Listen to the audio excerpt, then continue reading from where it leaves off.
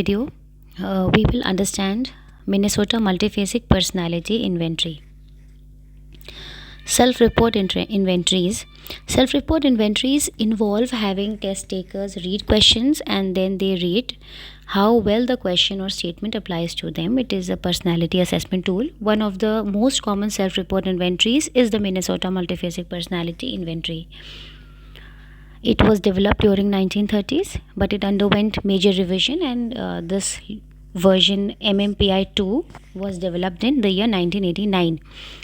The MMPI-2 was developed by Hathaway and McKinley. The MMPI is a psychological test that assesses personality traits and psychopathology. It is primarily intended to test people who are suspected of having mental health or clinical issues. The MMPI-2 has 567 true or false questions. It is considered a protected psychological instrument. It means it can only be given and interpreted by a psychologist trained to do so. While it is commonly administered by a computer nowadays and it requires no direct professional involvement during its administration, psychological testing is nearly always preceded by a clinical interview by a psychologist who is doing the testing. So after the computer scores the test results, the psychologist writes up a report interpreting the test results in the context of the person's history and current psychological concerns. MMPI-2 is designed with 10 clinical scales which assesses 10 major categories of abnormal human behavior and several validity scales which assess the person's general test taking attitude and whether they answered the items or the test in an accurate and truthful manner. The 10 clinical subscales of MMPI-2, students need to know the names and also what each of them measures. So first is hypochondriasis. The hypochondriasis scale taps a wide variety of vague and non-specific complaints about bodily functioning. These complaints tend to focus on the abdomen and back, and they persist in the face of negative medical tests also. There are two primary subscale measures, poor physical health and gastrointestinal difficulties, and this scale basically has 32 items. Second is depression. Depression scale measures clinical depression, which is characterized by poor morale, lack of hope in the future, and general dissatisfaction with one's life. This scale has 57 items. It is characterized by pessimism, hopelessness, slowing of actions, and thought. Third is hysteria.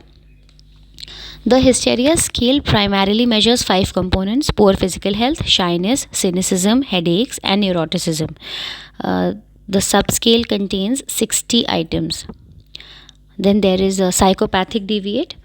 The psychopathic deviate scale measures general social maladjustment and the absence of strongly pleasant emotions. The items in the scale tap into complaints about family and authority figures in general, self-alienation, social alienation, and boredom. The scale contains 50 items. Fifth is masculinity and femininity. The masculinity femininity scale measures interests in vocation and hobbies, aesthetic preferences, activities, passivity, and personal sensitivity. It measures in a general sense how rigidly a person conforms to very stereotypical masculine or feminine roles. This scale contains 56 items. Then there is paranoia. The paranoia scale primarily measures interpersonal sensitivity, moral self-righteousness, and suspiciousness. Some of the items used to score are clearly psychotic in that they acknowledge the existence of paranoid and delusional thoughts. This scale has 40 items. Then there is psychasthenia. The psychasthenia scale is intended to measure a person's inability to resist specific actions or thoughts, regardless of their maladaptive nature. Psychasthenia is an old term which is used to describe what we now call OCD, or having obsessive compulsive thoughts and behaviors. This scale only taps into abnormal fears, self criticisms, difficulties in concentration, and guilt feelings. This scale contains 48 items. Then eighth is schizophrenia. The schizophrenia scale measures bizarre thoughts, peculiar perceptions, social alienation, poor familial relationships, difficulties in concentration and impulse control, lack of deep interest, disturbing questions of self worth and self identity, and sexual difficulties. This scale has 78 items, more than any other scale on the test.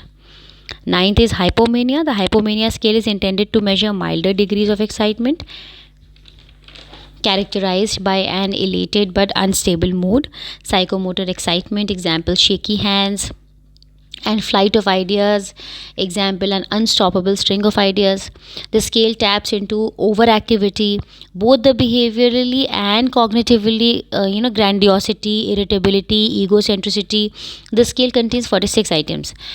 Last is social introversion. The social introversion scale measures the social introversion and extroversion of a person. A person who is a social introvert is uncomfortable in social interactions and typically withdraws from such interactions whenever possible.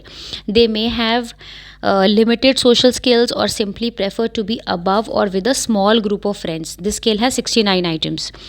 And then this personality inventory has four validity scales also.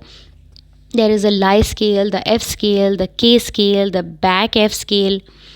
The MMPI-2 is basically not a valid measure of a person's psychopathology or behavior if a person is taking the test he does so in a way that is not honest or frank. A person may decide for whatever reasons to over report or exaggerate or under report or deny the behavior being assessed by the test. So in that case it will not be successful. So these validity scales have been introduced.